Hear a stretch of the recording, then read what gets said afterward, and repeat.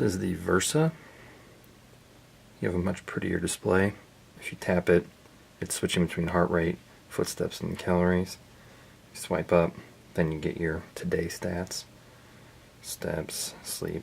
The difference between this and the Charge 3, the Charge 3 doesn't have a big pretty screen where you can see the breakdown right here. You can see this in the app with Charge 3 on the phone. That's useless. You can pick which ones you want to show up on that first page. Goes back, rather, to set an alarm. I would remove it. Yeah, I don't need that anymore. New alarm. Pick the time, 7, whatever. And it'll just vibrate a lot on your wrist. Back button. I think this goes to your apps, which I guess it goes directly to exercise. I wonder if is that I can watch this video.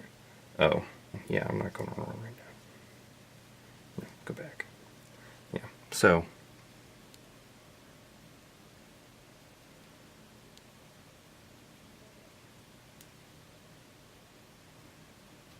comparison. The Versa does definitely feel much bigger. Coach. Ooh. Get fit anytime, anywhere with guided workouts. 10-minute abs. Oh, nice. Is this going to play a video like right on my